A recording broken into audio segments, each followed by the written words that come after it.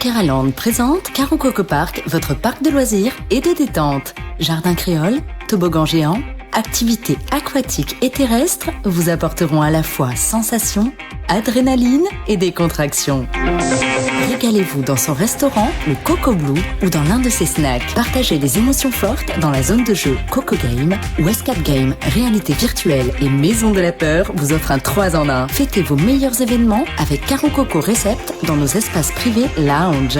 Séjournez chez Karo Coco Lodge, des hébergements de charme, proches de la plage ou du spa. Karaland, le cœur de tous vos loisirs. Guyane, actualité. J'espère que tout va bien pour vous. Depuis ce matin, 5 heures, nous partageons l'actualité, celle qui fait battre le cœur de la Guyane.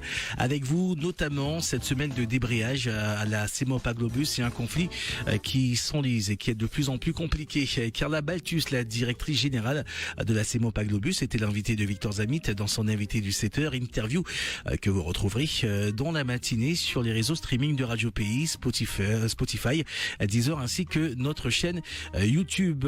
Nous avons également parler d'orpaillage illégal avec ces organisations qui sont plusieurs, qui vont déposer aujourd'hui le recours au tribunal administratif. Nous vous en parlions déjà, rappelez-vous, au mois d'octobre, de ce collectif d'associations qui avait prévenu que si l'État ne changeait pas de façon drastique sa politique de lutte contre l'orpaillage illégal, une action en justice serait amorcée, qui dit qui fait. Et ce sera aujourd'hui, nous s'ouvrons tout cela avec beaucoup d'intérêt. Nouvelle campagne de recensement de la population guyanaise. Dès demain, 10 communes du territoire feront l'objet d'un recensement. Parmi ces communes qui sont concernées, il y a celles de Rémière-Montjoly, de Matoury, Macoria, Kourou, Saint-Laurent. Et la campagne qui devrait durer 4 semaines pour les communes de moins de 10 000 habitants et 5 pour les autres.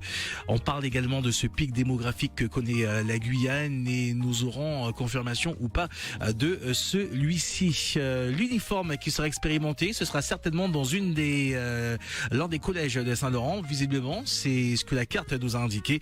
Nous aurons le temps d'en parler sur Radio Pays. Et puis nous avons aussi pris connaissance de cette belle aventure que vit en ce moment Mathieu Girard, celui que vous connaissez comme étant le gérant du karting de Macoria, qui fait son premier Paris-Dakar. Et c'est la première fois d'ailleurs qu'un Guyanais participe à cette grande manifestation sportive. Il est 49e pour l'instant et il nous a fait part des difficultés mais de toute la motivation qu'il y a en lui pour vivre cette belle expérience. C'est l'actualité que nous partageons avec vous depuis ce matin, 5 heures sur Radio Pays, et l'actualité que vous pouvez retrouver sur nos réseaux. Vous y allez, vous la partagez également avec nous dans le groupe WhatsApp au 06 94 24 49 04, parce que c'est vous qui faites l'actualité sur votre Radio Pays. Ce matin, nous allons parler d'une association qui fait des choses extraordinaires. Une association comme ça, qui est toute discrète, mais qui fait de grandes choses, qui a une vision, une perspective d'évolution pour les jeunes Guyanais en les emmenant en Europe pour se former, pour vivre également ce projet Erasmus dont nous avons tant été entendu parler, mais qui parfois semble tellement opaque dans la mise en place pour certains. Nous accueillons le président de l'association PERFA 973, Yves Désiré Hippolo. Bonjour. Merci beaucoup d'avoir répondu à notre invitation ce matin. Comment allez-vous ? Je vais bien, merci. Et c'est moi qui vous remercie. L'association PERFA 973. Beaucoup d'entre nous allons la découvrir ce matin. C'est une association qui est mise en place et qui se met à disposition, je le dis comme ça, de ces jeunes qui veulent se former, mais qui parfois ont été un peu laissés à côté de la société. Ceux qui ne sont pas dans les circuits des organismes d'offres d'emploi, ceux qui ne sont pas fléchés directement par les différentes associations également qui permettent de faire des transitions avec d'autres municipalités. Ces jeunes qui sont oubliés mais que vous récupérez, ça se passe comment ? Oui, avant tout, il faut d'abord que je définisse un peu le contexte. L'association PERFA 973, c'est Perspectives Femmes et Avenir Guyane. C'est une association qui tourne autour de la mobilité internationale, mais l'objectif premier, c'est l'éveil à la citoyenneté de nos jeunes. Et nous sommes avant tout une région ultra-périphérique et pour nos jeunes et même nos concitoyens, il est difficile de pouvoir s'imaginer être européen tout en vivant au fin fond de la forêt amazonienne. Oui, très souvent, le paradoxe, il est énorme. On ne se sent pas européen quand on est guyanais. Tout à fait. Et pourtant, la Guyane, c'est la porte de l'Europe en Amazonie. Et donc, au niveau de l'association, nous nous basons sur le projet européen, donc à travers la mobilité Erasmus, pour faire de la sensibilisation et montrer à nos jeunes et à nos concitoyens que nous sommes européens au même titre que nos pairs sur le continent. Vous disiez quelque chose de très intéressant, l'éveil à la citoyenneté. Aujourd'hui, lorsqu'on parle de jeunesse, de citoyenneté, on le voit notamment sur les réseaux sociaux que cette citoyenneté est mise à mal, qu'il y a un véritable débat autour de celle-ci et que depuis une dizaine d'années, la plupart des initiatives qui ont été mises en place pour réveiller, pour encadrer cette citoyenneté, elles ont quasiment toutes échoué. Aujourd'hui, comment faire comprendre ce qu'est l'esprit citoyen aux plus jeunes? Oui, pour amener nos jeunes à se rendre compte ou à prendre conscience de cette citoyenneté, nous, au niveau de l'association Perspective Femmes et Avenir Guyane, nous nous basons donc sur la gestion de projets, mais c'est un travail d'équipe qui se fait en partenariat avec la mairie de Macoria où nous sommes basés. Et donc, c'est un de nos partenaires privilégiés. Nous avons 12 partenaires en fait dans ce projet, dont la CTG, la mairie de Macoria, la mairie de Wanari et la mairie de Sinamari. Et ça, c'est un peu, disons, au niveau des municipalités et des institutions, mais nous avons aussi d'autres associations qui sont partenaires. Donc 12. Qu'est-ce que nous faisons par exemple dans ce projet? Au niveau de l'association Perspective Femmes et Avenir, nous faisons de l'ingénierie de projet pour monter des dossiers Erasmus pour l'association et nous accompagnons aussi d'autres structures. Une fois que nous avons le financement, et ça nous permet d'aller vers les jeunes ou plus pratiquement les institutions qui les accompagnent. Et nous avons aussi comme partenaire privilégié le CCAS de Macoria qui fait un travail énorme avec nous pour accompagner les jeunes NEET. Ce sont des jeunes qui ne sont ni en emploi ni en formation que nous ciblons en fait dans le cadre de ce projet. Je parlerai un peu en détail du projet. Et je profite de l'occasion d'ailleurs pour remercier la mairie de Macoria, dont l'administrateur maire, M. Gilles Adelson, et le CCAS qui nous accompagne, et avec son directeur, M. Alain Setlus, et sans lesquels ce premier pas sur ce projet, qui a même été un projet intergénérationnel, ne pouvait pas se faire. Et donc, pour revenir à la démarche, une fois que nous avons le financement, il nous faut ces partenaires-là pour pouvoir trouver le cofinancement et surtout nous appuyer sur leur savoir-faire. Parce qu'ils connaissent les jeunes, ils ciblent les jeunes. On monte un projet sur les attentes du jeune et c'est sur la base de ce projet que nous pouvons faire le placement dans un pays européen. Et il n'y a pas que le Portugal. Nous avons le Portugal, nous avons l'Espagne, nous avons l'île de Madère et nous avons aussi l'île d'Assor. Comment aujourd'hui, Yves Désiré Hippolyte, déterminer, encadrer la détermination de ces jeunes qui ont une volonté farouche de s'en sortir, de pouvoir découvrir autre chose et qu'ils puissent ne pas considérer ce programme Erasmus+, que vous leur proposez comme étant une espèce de voyage d'agrément à l'extérieur et ne pas en tirer un bénéfice qui pourrait leur permettre de grandir professionnellement? Oui, c'est une très très bonne question. C'est pour ça que je disais tout à l'heure que c'était un projet collaborative qui implique plusieurs partenaires. Nous, à notre niveau, nous contentons hein. Nous faisons de la gestion de l'ingénierie de projet. C'est notre point fort. Mais nous avons aussi besoin de ces partenaires-là, dont les CCAS, les maisons familiales et aussi même l'ADOM, parce que quand nous venons avec le projet, nous avons cette distance qui pose un problème de continuité territoriale. Donc, il faut forcément qu'il y ait un accompagnement au-delà. Donc, on vient vers le jeune, pour répondre à la question, avec un kit en main. C'est-à-dire, c'est d'abord son projet, qu'est-ce qu'il veut faire. C'est pas quelque chose qui est imposé, non. D'abord aller vers le jeune, lui demander quelles sont ses orientations, quels sont ses projets, qu'est-ce qu'il veut faire. C'est un projet qui est social, mais qui a un volet politique qui est très important. Notamment, on a pu en parler largement sur Radio Pays avec Thibault Le Chavega, le 3e vice-président de la collectivité territoriale, qui est chargé aux affaires européennes et à toute la mise en place de ces passerelles qui sont utiles à nous Guyanais pour nous faire, en tout cas, nous permettre de mieux vivre l'Europe. Et quand je dis mieux vivre l'Europe, c'est avant tout comprendre ce qu'elle peut représenter et amener pour nous. Est-ce que ces passerelles sont aussi évidentes à mettre en place? Nous sommes sur un territoire continental, mais sud-américain. Nous sommes caraïbéens. Nous sommes également dans une structure sociale, économique qui est très particulière, qui est très en retard par rapport à ce qu'on va voir en Europe. Et pourtant, on va aller chercher de l'expertise dans ces pays pour tenter de la retranscrire en Guyane, où nous n'avons pas forcément toute l'ingénierie pour l'utiliser après. Oui, c'est vrai que ce qui aurait été plus parlant, c'est plus ou moins une expérience proche des territoires environnants. Oui, vous parliez des RUP tout à l'heure. Oui. Oui, en fait, c'est le statut que nous avons en tant que RUP. Et dans ce projet, par exemple, il n'y a pas que la Guyane, hein. Nous avons la Martinique et la Guadeloupe qui sont nos partenaires aussi à travers 2 associations qui sont dans le consortium. Parce que c'est un consortium, je disais au départ, de 12 partenaires. Mais il y a 2 associations, une en Martinique et une en Guadeloupe, qui sont partenaires de ce projet. Et ce projet a été fait sous le label du Centre Europe Direct. Donc, pour mieux parler en fait du projet Europe en Guyane, nous avons répondu à un appel à projet pour représenter le Centre Europe Direct en Guyane. Et donc, depuis 2021, nous portons ce label-là.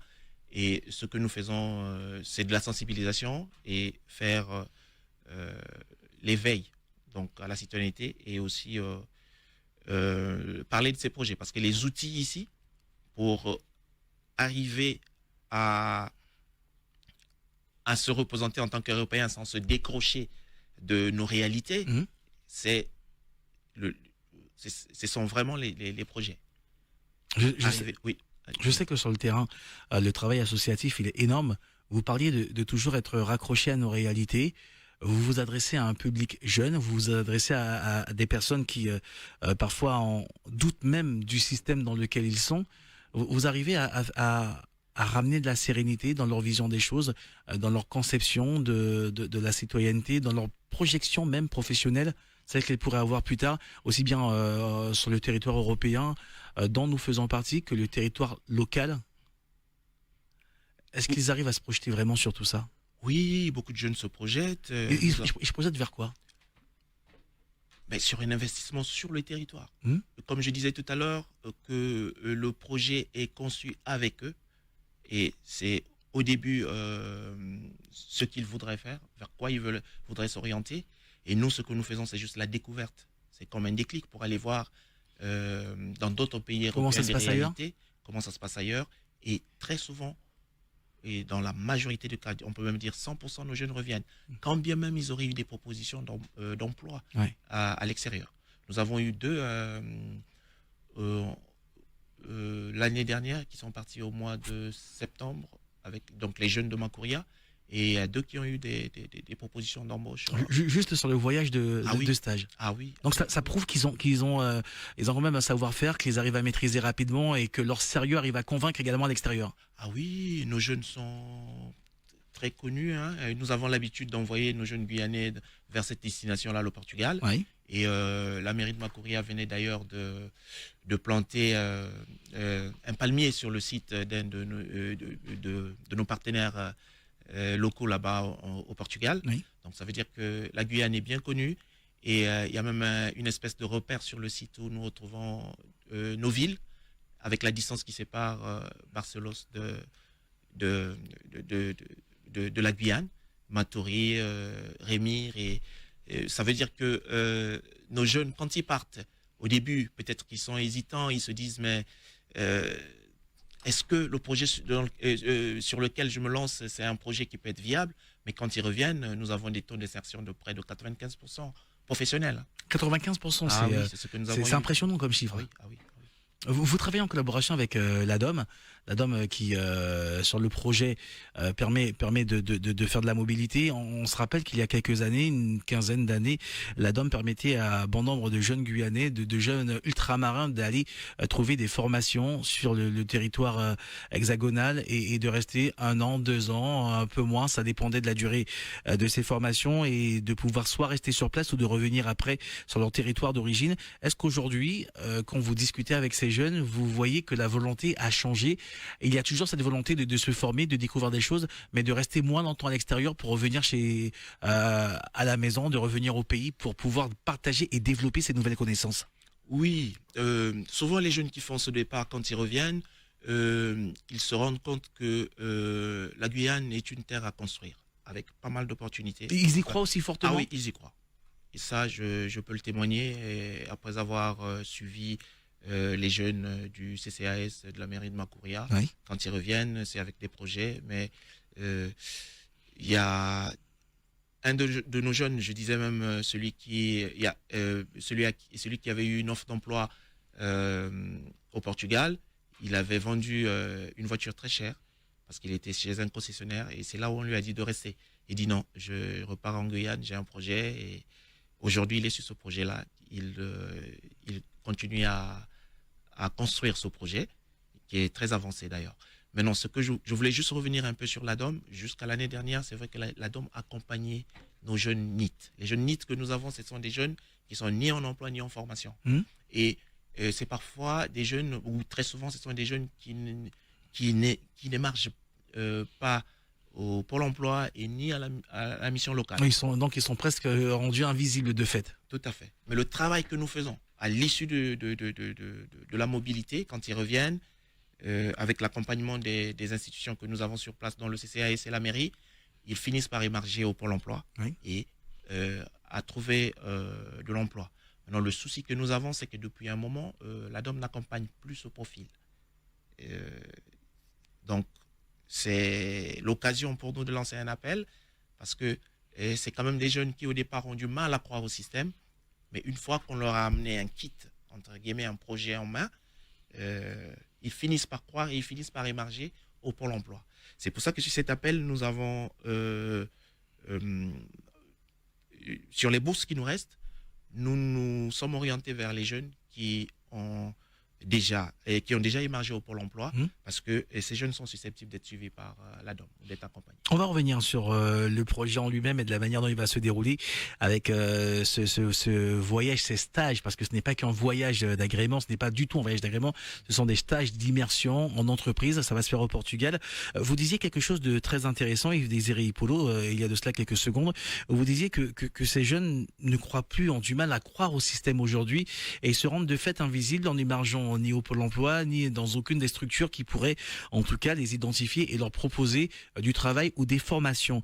Qu'est-ce qui crée aujourd'hui ce décalage, ce manque d'envie de croire au système?